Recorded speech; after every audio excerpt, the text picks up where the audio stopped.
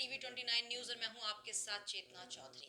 इस वक्त मेरे साथ मौजूद है लक्ष्मीनगर वार्ड से निगम पार्षद, पूर्व नेता सदन, दिल्ली प्रदेश अध्यक्ष ओबीसी मोर्चा, संतोष पाल जी।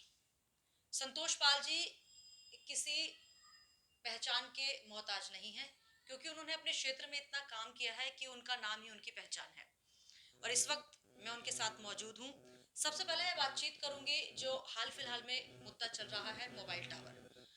जैसा कि पूर्वी दिल्ली नगर निगम ने अपनी आर्थिक स्थिति को सुधारने के लिए मोबाइल टावर लगाने के प्रस्ताव को पास किया, लेकिन उसके बाद ही विरोध शुरू हो गया। हम पहले बात करेंगे इसी प्रश्न पर और चर्चा करेंगे, आखिर जानेंगे कि विरोध क्यों। सर, आपका स्वागत है टीवी 29 न्यूज में। निगम की माली हालत तो शुरू से ही पता है सर, बहुत ज्यादा ही खराब है। अब अगर निगम ये चाहता है कि मोबाइल टावर लगा के कुछ धन अर्जित कर सके, तो विरोध क्यों किया जा रहा है? हमने जो टावर का मामला है ये तय किया था कि जिस जिस क्षेत्र में वहाँ की RWA जी। और वहाँ के निगम पार्षद नहीं चाहते तो वहाँ नहीं लगना चाहिए, जी। क्योंकि टावर की तो सबको है, सबको नेटवर्क चाहिए, सबको सुविधाएं चाहिए। जी। अब कहीं ना कहीं तो लगेगा ही जी। वो प्रस्ताव आया था, पर हमने ये भी कहा था कि भाई जहाँ जहाँ RWA विरोध करेगी वहाँ हम इसको नहीं लगने देंगे। लेकिन वो किसी कारणों से हाई कोर्ट भी चले गए, उन्होंने पुलिस प्रोटेक्शन भी ले लिया, लेकिन उसके बावजूद काफ़ी जगह से शिकायतें मिली। जैसे मेरे वार्ड में 4 जगह लगना था ये, जी। बैंकिंग क्लेम में, किशनगंज पार्क में, जगतराम पार्क में, जी। प्रिय सिंह बिहार पार्क में। जी। वहाँ के लोग नहीं चाहते हैं, तो हमने कहा ठीक है, हम नहीं लगने देंगे।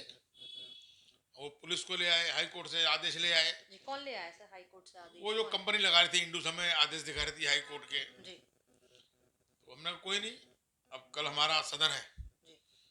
क्योंकि हमने उसी सदन में प्रस्ताव पास किया था, लेकिन हमने ये कहीं नहीं कहा था कि जनता विरोध करेगी और हम लगाएंगे। जनता विरोध करेगी तो नहीं लगाएंगे। अ, और हमने ये तय कर दिया है कि उस क्षेत्र का निगम पार्षद, मैं आपको दिखाता हूँ अपना एजेंडा, जी। शायद अभी यहीं रखा था वो,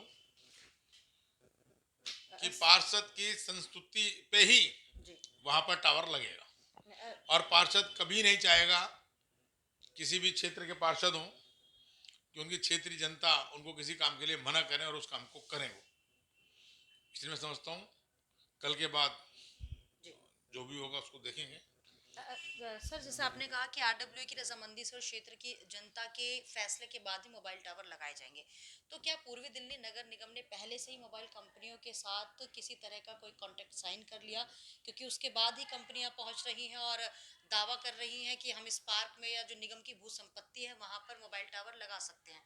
तो बाद में इस तरह की परेशानी क्यों? पहले आखिर निगम ने क्यों नहीं सलाह मशवरा किया अपने पार्षदों पटना के पार साथ? में लगभग सारी जगह या सारे पार्क MCT के हाथ में ही है। जी।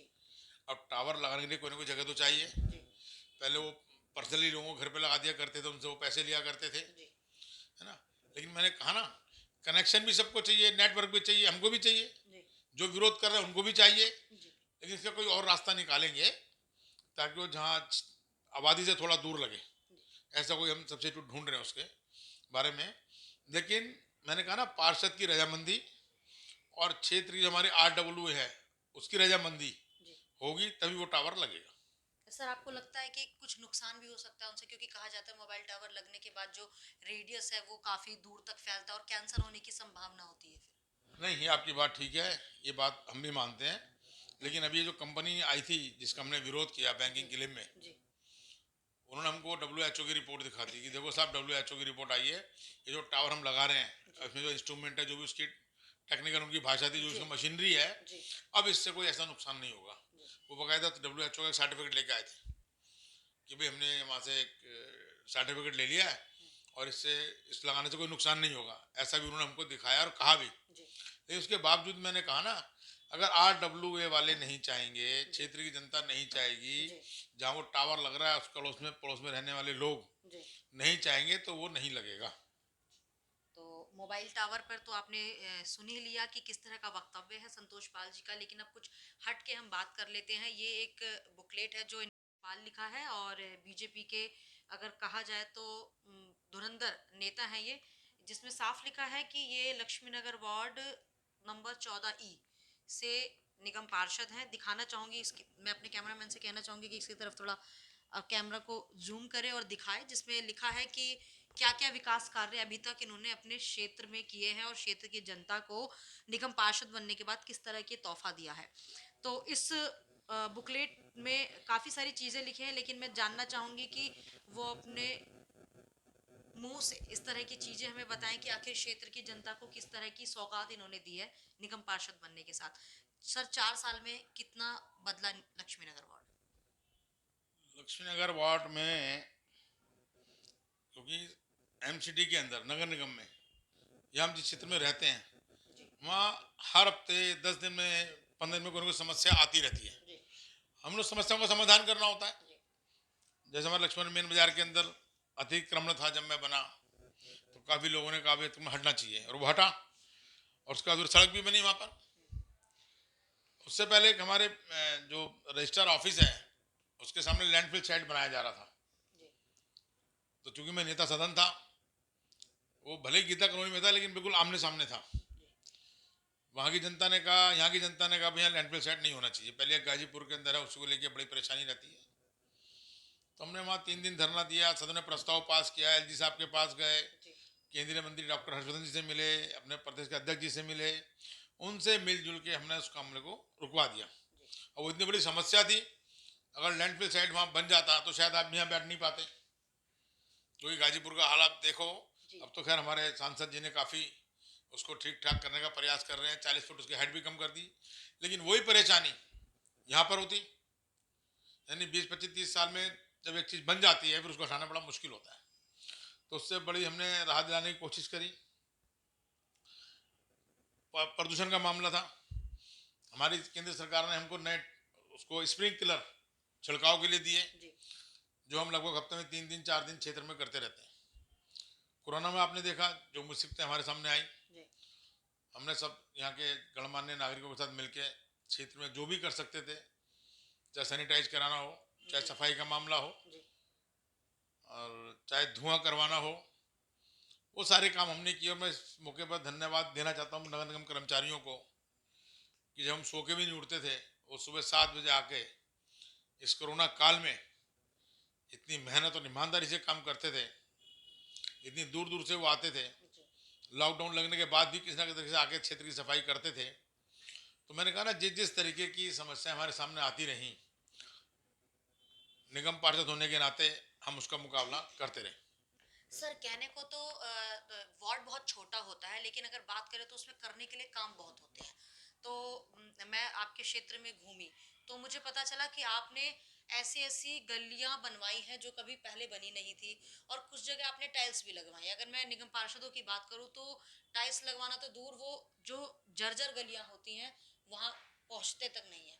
तो ऐसी कौन कौन सी जगह जहाँ पे आपने टाइल्स भी लगवाई और इस तरह का सौंदर्यकरण किया, पार्कों का भी आपने सौंदर्यकरण किया गलियों के साथ साथ? हमारे यहाँ कई जगह पार्क में फुटपाथ टूटे पड़े थे। जी अभी भी आप देखेंगे पीछे कार्य चल रहा है फुटपाथ लगाने का। जी मतलब प्रयास रहता है कि कोशिश करके किसी भी तरीके से, अब भले हमें केजरीवाल सरकार ने फंड नहीं दिया, कोई बात नहीं, लेकिन फिर भी हम कोई ना कोई ऐसा करके कमिश्नर से, अपने मेयर साहब से मिलके, स्टैंडिंग कमेटी चेयरमैन से मिलके, क्या सुन के, मैंने कहा इसमें केंद्र सरकार को बड़ा योगदान देती है।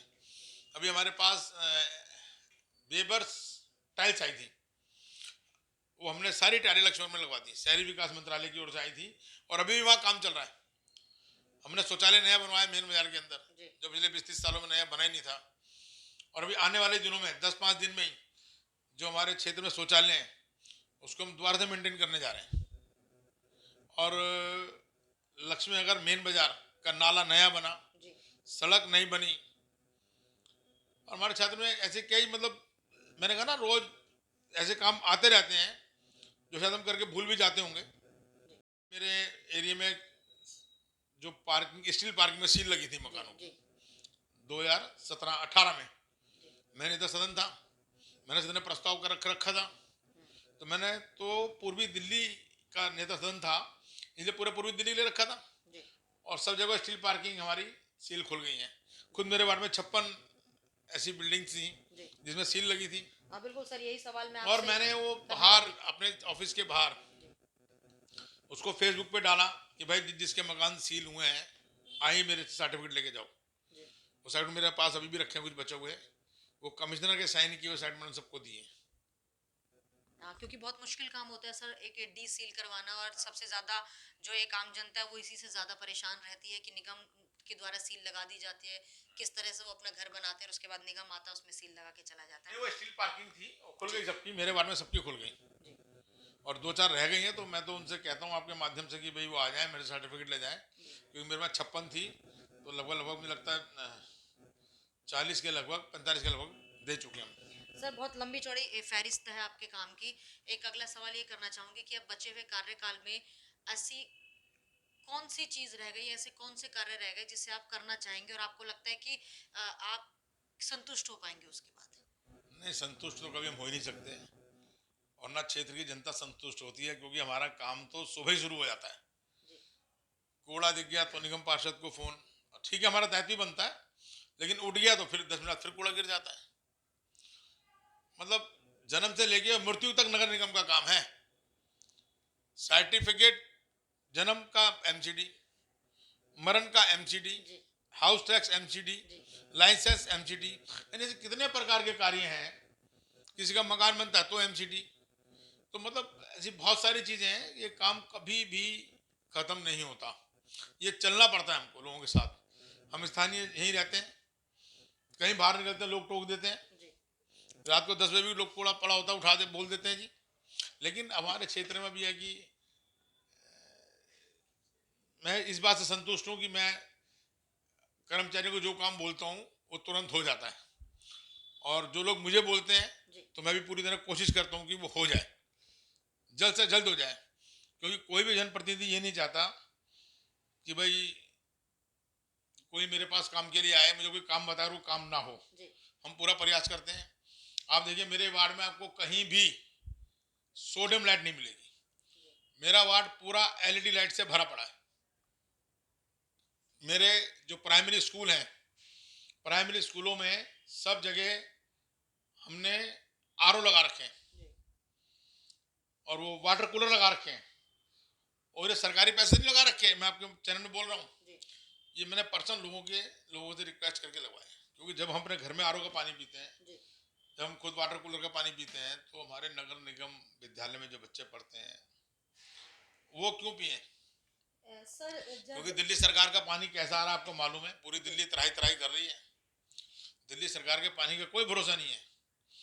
अभी हमने अपने स्कूलों में मिड डे मील बांटा, सूखा राशन, जी। प्रत्येक बच्चे को 15 किलो और 1 किलो रिफाइंड, 16 किलो राशन दिया है प्रत्येक बच्चे को। जी। अगर एक परिवार के 3 बच्चे पढ़ते हैं तो उनको हमने 3 बार राशन दिया है, और 4 महीने का राशन दिया है। हम निगम के स्कूलों में 1100 रुपये पर ईयर बच्चों को ड्रेस का भी देते हैं, जी। और सर्दियों में ऊनी टोपी बांट देते हैं। मतलब कुछ ना कुछ करते रहते हैं, लेकिन निगम की आमदनी स्कूलों से नहीं होती है। जी। हम बच्चों से 5 पैसे भी फीस के नहीं लेते हैं, लेकिन जितना बन पड़ सकता है उतना करते हैं। सर मैंने कहा ना, ये काम तो कभी खत्म होने वाला है ही नहीं। सर एक सवाल मेरा आपसे ये है कि जब आप जीतकर इस क्षेत्र में आए थे तो कितना चैलेंजिंग था, क्या क्या चुनौतियां आपके सामने थी, क्योंकि पूर्व निगम पार्षद ने जिस तरह से काम किए उसके बाद क्षेत्र को सुधारना और बेहतर बनाना, क्या लगता थी चुनौती थी आपके लिए? नहीं नहीं, कोई चुनौती नहीं, हम तो शुरू से यहीं पे रहे हैं, और भारतीय जनता पार्टी के कार्यकर्ता हैं। ये तो हमारी आदत में शुमार है। नहीं रहेंगे तो भी इतना ही काम करेंगे, रहेंगे तो भी इतना ही काम करेंगे।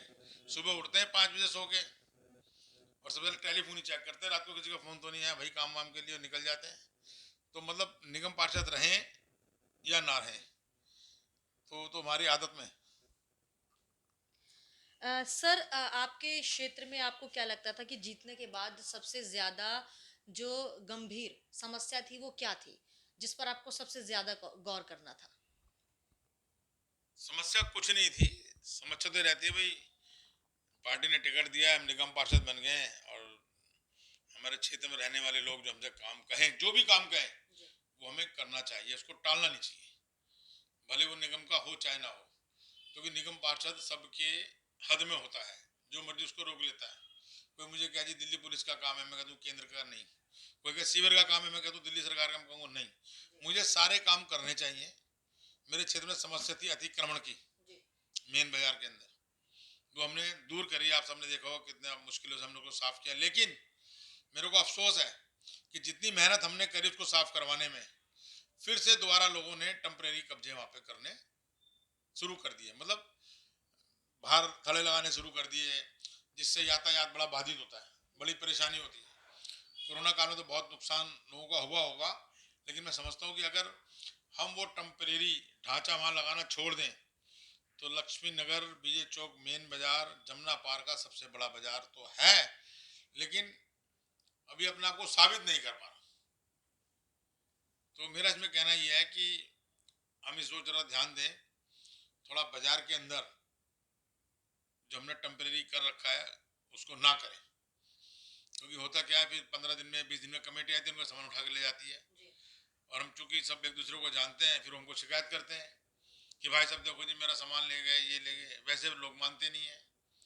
अब एमसीडी उसने भी कुछ तो करना है, और हम कभी नहीं चाहते किसी का नुकसान हो। सर समस्या क्या लगती है, कुछ कम हुई है पहले से? जब आप आए थे काउंसलर ऐसा निगम पार्षद चुनकर इस क्षेत्र में, तो उसके बाद अब क्षेत्र की जनता कितनी संतुष्ट दिखाई देती है? क्या समस्याओं का भंडार पहले जैसे ही है या कम हुआ? नहीं, देखो मैं अपने मुंह से कैसे कहूँगा, ये तो क्षेत्र की जनता बताएगी ना। मैं अपनी तारीफ तो कर नहीं सकता, ना अपनी बुराई कर सकता। क्षेत्र की जनता बताए संतोषी से हम संतुष्ट हैं या नहीं है। वो हमारी सुनते हैं नहीं सुनते, हमारा टाइम उठाते नहीं उठाते, हमारी बात जो हम उनको बोलते हैं वो करते नहीं करते। अब मैं खुद ही कहने लग जाऊंगा जी मैंने तो ये कर दिया, मैंने वो कर दिया, तो उसका कोई लाभ नहीं है। जहाँ तक मेरी सक्रियता के बारे में बात है, जैसा आपने कहा, तो आप क्षेत्र के लोगों से पूछ सकते हैं जाके कि भाई आपका निगम पार्षद आपको मिलता है नहीं मिलता, काम करता है नहीं करता। मैं खुद अपने मुंह से कुछ नहीं कहना चाहता इस बारे में, लेकिन इतना जरूर कहना चाहता हूँ कि हमारे देश के प्रधानमंत्री श्री नरेंद्र मोदी जी ने एक वो नारा दिया था जो हमारे निगम से जुड़ा हुआ है, स्वच्छ भारत स्वस्थ भारत। स्वच्छ भारत माने हम जहाँ रहते हैं, जो हमारी जिम्मेवारी है, हम उस क्षेत्र को साफ रखें। अब मैं निगम पार्षद हूँ लक्ष्मी नगर का, और मैं बात करूँ सदर बाजार की, नहीं, मैं अपना ही वार्ड साफ सुथरा रखूं, अपने ही वार्ड को स्वस्थ रखूं। और सभी पार्षद ऐसा सोचते होंगे और सभी पार्षद ऐसा करेंगे। तो मेरी तो अपील ये है कि जो हमारे देश के प्रधानमंत्री जी ने हमारी भलाई के लिए, हमारे बच्चों की भलाई के लिए, हमारे बच्चों के भविष्य के लिए जो एक हमको राह दिखाई है स्वच्छ भारत स्वस्थ भारत की, तो हमें सबको मिलजुल कर उसमें भाग लेना चाहिए। अकेला निगम पार्षद नहीं कुछ कर सकता, अकेले हमारे जो निगम के कर्मचारी वो कुछ नहीं कर सकते। इसमें जनता का सहयोग बहुत जरूरी है। जनता सहयोग करेगी तो मैं समझता हूँ कि हम तो 24 घंटे इस काम के लिए तैयार हैं। बिल्कुल, हमसे बातचीत करने के लिए बहुत बहुत शुक्रिया। तो ये ऐसी शख्सियत संतोष पाल जी, जिन्होंने अपने क्षेत्र से समस्या नाम के शब्द को लगभग दूर कर दिया है, और एक लंबी चौड़ी काम की फहरिस्त जो है वो इनके पास है। इनकी बुकलेट में लगभग 40 ऐसे काम है जो इन्होंने अपने क्षेत्र में कराए हैं। और क्षेत्र में घूमने के बाद, कुछ लोगों से बातचीत करने के बाद, मैंने भी यही देखा कि क्षेत्र की जनता भी संतोष पाल के काम से काफी खुश है। यानी लक्ष्मी नगर वार्ड की जनता ने जिस उद्देश्य के साथ अपने निगम पार्षद को चुना था, वो उद्देश्य कहीं ना कहीं पूरा होता हुआ दिखाई दे रहा है। कैमरा पर्सन उमेश पाल के साथ टीवी 29 न्यूज के लिए मैं चेतना चौधरी।